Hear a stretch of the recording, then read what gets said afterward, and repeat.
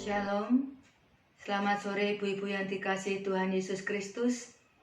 Bersyukur kepada Tuhan kalau sore hari ini kita masih diberi kesempatan untuk merenungkan firman Tuhan. Semua semata-mata karena kemurahan Tuhan.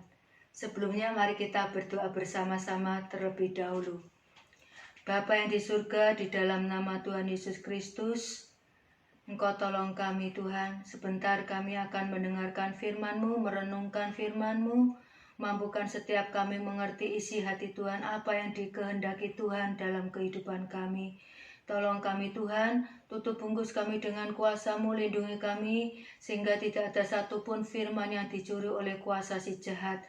Roh Kudus, mari Engkau berkarya atas hidup kami.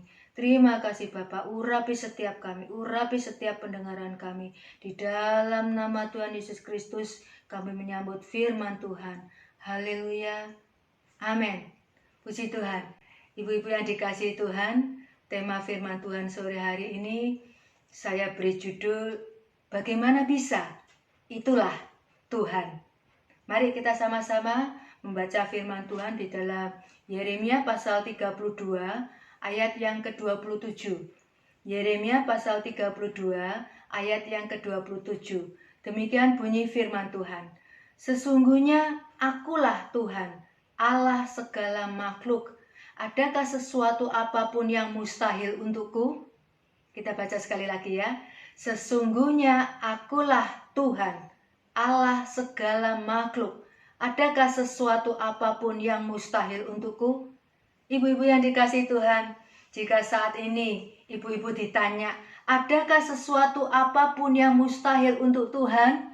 Saya percaya semua akan mengangkat tangan dan berkata, tidak ada mustahil bagi Tuhan. Amin. Karena Allah yang kita sembah adalah Allah yang dahsyat. Mari yang setuju dengan saya lambaikan tangan. Haleluya, haleluya. Ibu-ibu yang dikasihi Tuhan, jika seandainya di tangan kita ini ada 5 roti, ada 5 roti di tangan kita. Berapa banyak orang yang bisa kita kenyangkan dengan 5 roti yang kita punya?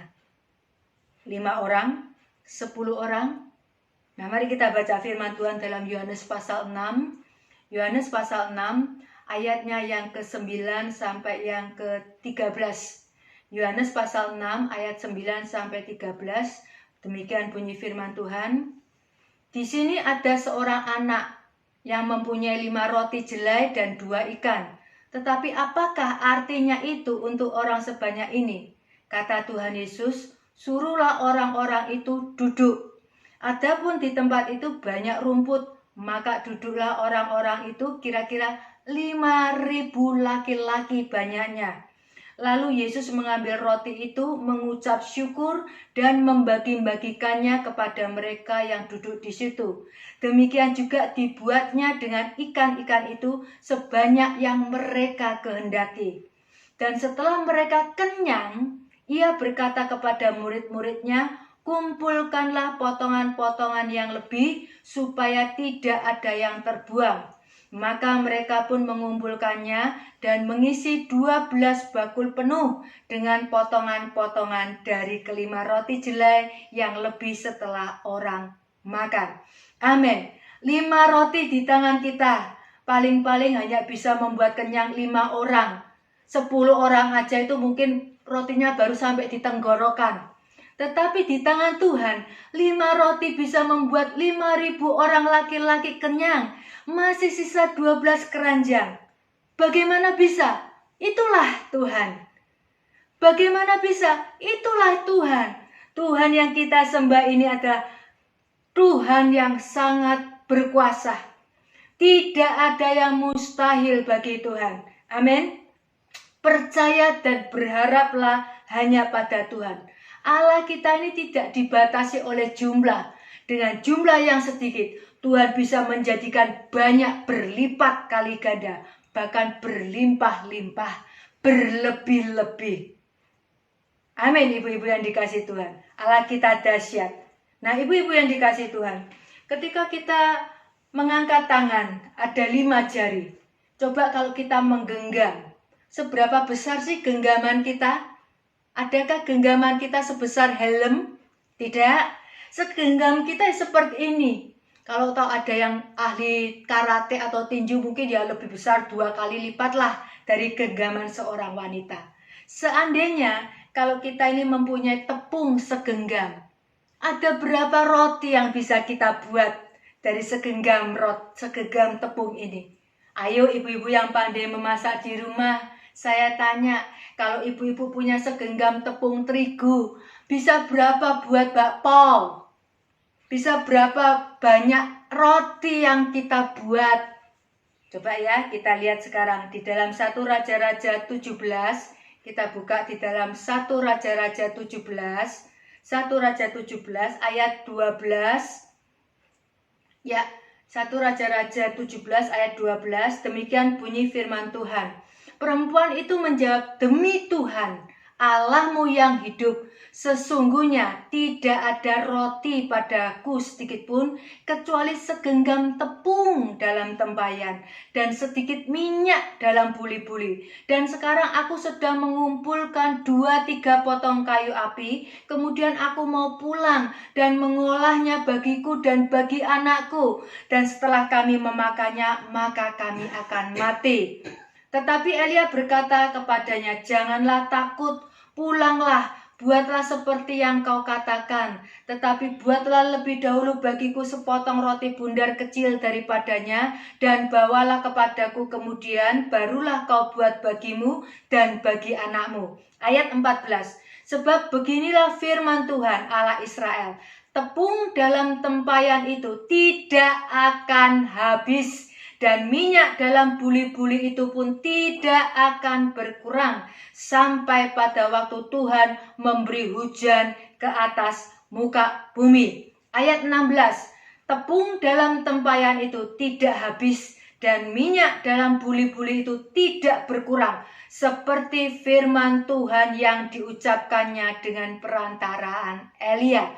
Firman Tuhan katakan, tepung yang segenggam dalam tempayan tidak akan habis, minyak dalam buli-buli tidak akan berkurang sampai pada waktu Tuhan memberi hujan ke atas bumi. Berapa lama itu? Sampai waktu Tuhan memberi hujan di atas bumi. Di dalam Yakobus pasal 5, di dalam Yakobus pasal 5 ayat yang ke-17 mengatakan demikian. Elia adalah manusia biasa sama seperti kita, dan ia telah bersungguh-sungguh berdoa supaya hujan jangan turun, dan hujan pun tidak turun di bumi selama 3 tahun dan 6 bulan. Haleluya. Ibu-ibu yang dikasihi Tuhan, segenggam tepung dalam tempayan di tangan seorang perempuan biasa atau di tangan kita, paling-paling hanya bisa membuat berapa biji roti, berapa biji, berapa buah makanan yang bisa kita makan. Tetapi di dalam tangan Tuhan, tepung segenggam dalam tempayan itu bisa menghidupi janda dan anaknya serta Nabi Elia selama 3,5 tahun. Bagaimana bisa? Itulah Tuhan. Amin. Puji Tuhan. Allah yang kita sembah adalah Allah yang dahsyat.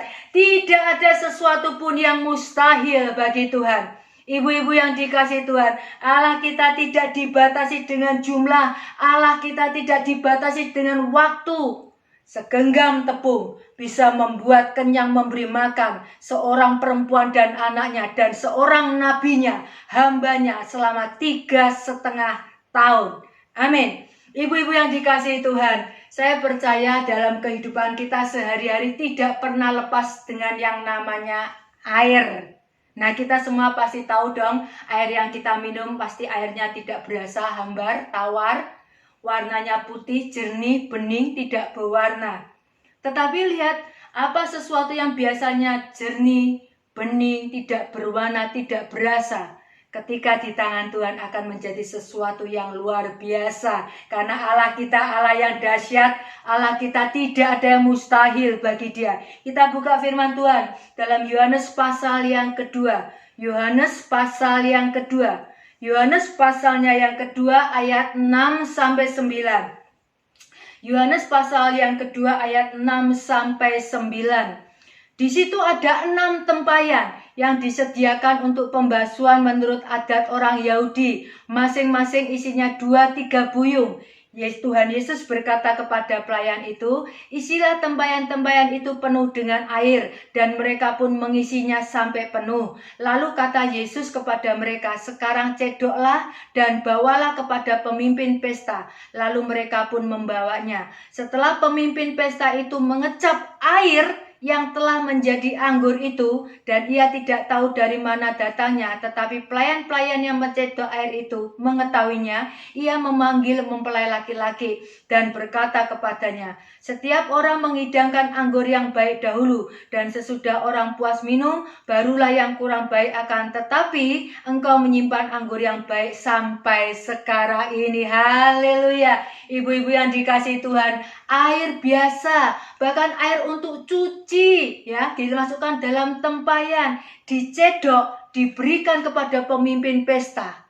Lihat apa yang terjadi. Tuhan Yesus mengubahnya, air menjadi air anggur yang tidak berwarna menjadi warna yang merah memikat, yang tidak berasa menjadi manis terasa, yang tidak ada baunya menjadi bau harum air anggur.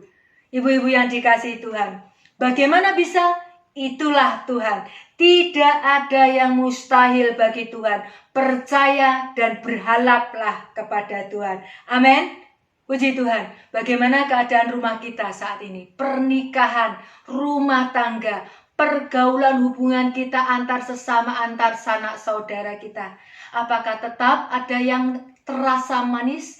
Apakah tetap berbau harum kemesraan? Ataukah sudah mulai dingin dan hambar? Undang Tuhan Yesus. Tuhan Yesus adalah Allah yang dahsyat. Tidak ada yang mustahil bagi Dia. Tuhan mampu membuat air anggur, air yang manis, rasa yang harum kembali ada dalam rumah tangga kita masing-masing. Amin. Karena Allah kita tidak ada yang mustahil bagi Tuhan. Haleluya. Ibu-ibu yang dikasihi Tuhan, beberapa waktu yang lalu saya menemukan bangkai tikus di halaman saya. Memang saya memasang racun karena tikusnya itu besar-besar, ibu-ibu, segini-gini, besar. Saya punya ayam jago, kalau sama tikus itu sampai takut, ayamnya itu sampai loncat-loncat. Nah, suatu ketika saya akhirnya memberi racun. Ketika hari ini saya beri racun, besoknya saya lihat, loh, racunnya nggak ada, makanannya hilang, berarti sudah dimakan. Tapi saya mencarinya nggak ketemu. Besoknya lagi saya ada bau, ya, tapi cari-cari kok nggak ketemu ya, di mana gitu. Terus tiba-tiba saya melihat ada lalat, ngung. Saya kemudian lihat, oh ternyata di sana ada bangkai tikus. Baru 1 hari, ibu-ibu, tapi itu bangkainya sudah berbau dan sudah agak mengembang, tambah besar. Ibu-ibu yang dikasihi Tuhan, itu baru 1 hari. Bayangkan kalau saya biarkan bangkai itu 4 hari di sana. Bisa bayangkan mungkin tetangga kiri kanan depan belakang ini, atau mungkin satu deret rumah akan cari ini baunya dari mana, ya. 4 hari pasti membusuk, dan saya bayangkan itu pasti banyak ulat-ulatnya. Ibu-ibu yang dikasihi Tuhan, tahukah Lazarus sudah mati selama 4 hari. Tubuhnya sudah busuk. Saya pastikan itu sudah membengkak, mungkin sudah penuh dengan ulat, baunya sudah luar biasa. Tetapi apa yang telah dilakukan Tuhan? Tidak ada yang mustahil bagi Tuhan. Mari kita buka ya dalam Yohanes pasal 11. Yohanes pasal yang ke-11. Yohanes pasal yang ke-11 ayat yang ke-17. Yohanes pasal 17. Yohanes pasal 11 ayat 17. Maka ketika Tuhan Yesus tiba, didapatinya Lazarus telah 4 hari berbaring di dalam kubur. Kita baca ayat yang ke-43. Ya. Dan sesudah berkata demikian, berserulah ia dengan suara keras, Lazarus, marilah keluar. Orang yang telah mati itu datang keluar, kaki dan tangannya masih terikat dengan kain kapan, dan mukanya tertutup dengan kain peluh. Kata Yesus kepada mereka, bukalah kain-kain itu dan biarkan ia pergi. Haleluya, luar biasa. Yang mati, yang busuk, yang tidak ada nilainya, Tuhan bisa ubahkan, Tuhan bisa bangkitkan, Tuhan bisa hidupkan kembali. Siapa yang percaya Allah kita dahsyat? Amin. Allah kita biasa, tidak ada sesuatu pun yang mustahil. Kalau saat ini kita pikir bagaimana bisa? Ya itulah Tuhan. Tidak ada yang mustahil bagi Tuhan. Percaya dan berharaplah kepada Tuhan. Sebetulnya di dunia kita ini, kalau kita amati banyak loh hal keajaiban. Bisa dibilang mujizat juga. Kalau ibu-ibu perhatikan, ada ulat bulu, ya. Ulat bulu itu jalannya merayap. Kalau kena kulit, gatal, menjijikkan, tidak disukai, merugikan karena makani daun-daun jadi berlubang-lubang, tidak cantik lagi daunnya. Tetapi ulat bulu ini bisa menjadi kupu-kupu. Bentuknya sudah berbeda sama sekali. Warnanya berbeda. Bahkan mempunyai fungsi yang berbeda, yang ini fungsinya malah merugikan, tidak ada fungsinya, malah jengkelin. Tetapi yang namanya kupu-kupu ini berguna, bisa jadi berkat untuk penyerbukan benang sari putik-putik ya, sehingga bisa berbuah, buah pohon-pohon itu bisa berbuah.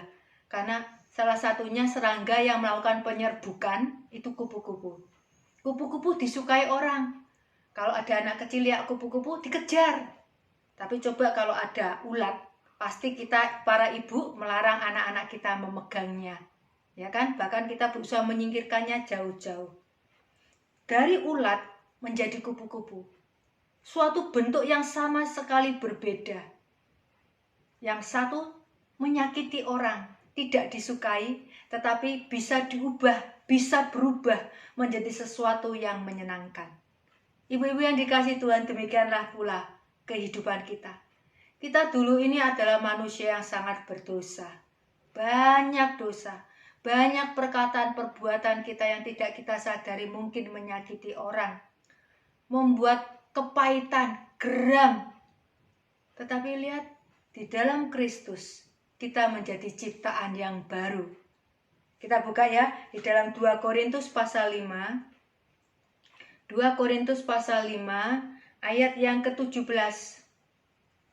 Jadi siapa yang ada di dalam Kristus, ia adalah ciptaan yang baru. Yang lama sudah berlalu, sesungguhnya yang baru sudah datang. Amin. Nah, mari kita lihat masing-masing dari diri kita sendiri. Yang tahu kita dengan Tuhan. Apakah kita sudah berubah? Di situ apakah kita melihat ulat bulu atau kupu-kupu?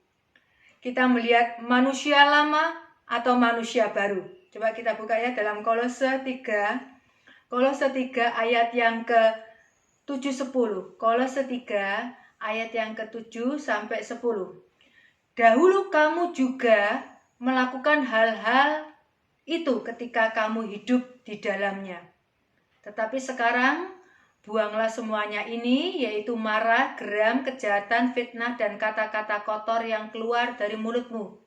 Jangan lagi kamu saling mendustai karena kamu telah menanggalkan manusia lama serta kelakuannya dan telah mengenakan manusia baru yang terus-menerus diperbarui untuk memperoleh pengetahuan yang benar menurut gambar kaliknya.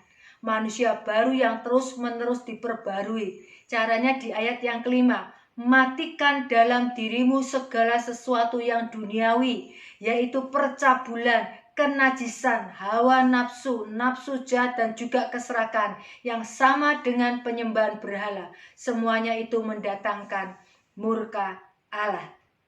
Ibu-ibu yang dikasihi Tuhan, saat ini merupakan suatu kesempatan bagi kita untuk mengevaluasi diri. Adakah kita sudah menjadi manusia baru atau masih manusia lama yang penuh dengan hawa nafsu dan semuanya itu yang harus kita buang, harus kita potong, harus kita matikan dari hidup kita. Mari ibu-ibu yang dikasihi Tuhan, Allah kita ini Allah yang luar biasa, Allah yang penuh dengan mujizat, Allah yang sanggup mengubah hidupmu dan hidupku dari manusia lama menjadi manusia baru karena kita berada di dalam Kristus Tuhan. Amin. Jangan seperti ular. Ibu-ibu kalau ular itu mengelupas kulitnya, itu bahasa kerennya itu melungsungi, ya. Bahasa kampung saya itu melungsungi, mengelupas kulitnya, ganti kulit, tambah cantik, warnanya tambah mengkilat. Tetapi sebetulnya di dalamnya masih tetap ular. Beda dengan ulat bulu menjadi kupu-kupu. Beda manusia lama yang berada di dalam Kristus menjadi manusia baru. Amin. Itu suatu mujizat. Bagaimana bisa? Ya itulah Tuhan. Itulah Tuhan yang memproses kita dari manusia lama berubah menjadi manusia baru.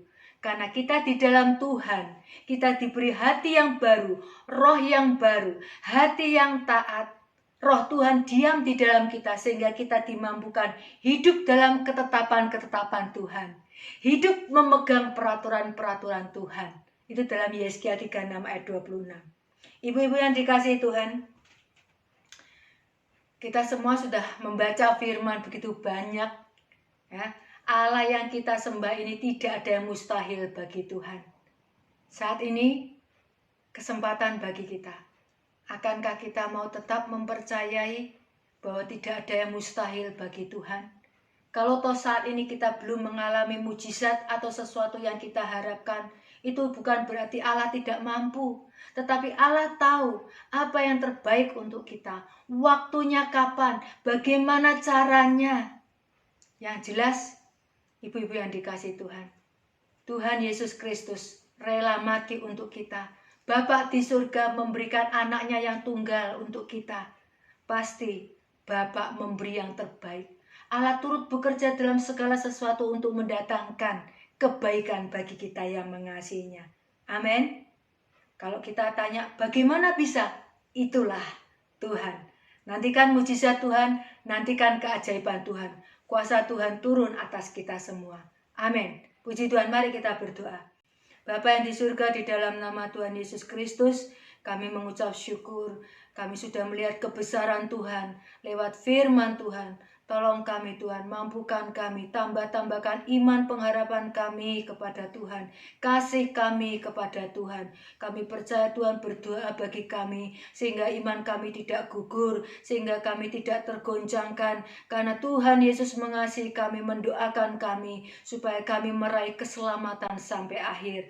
Dan Tuhan, kami mau percaya, tidak ada yang mustahil bagimu. Firman-Mu ya dan amin. Terima kasih Tuhan Yesus Kristus, berkati firman-Mu, berkati kami yang mendengarkan, tutup bungkus kami dengan kuasa darah-Mu, lindungi kami dari segala sesuatu yang jahat. Di dalam nama Tuhan Yesus Kristus kami berdoa. Haleluya. Amin. Salam sehat, semangat selalu. Amin.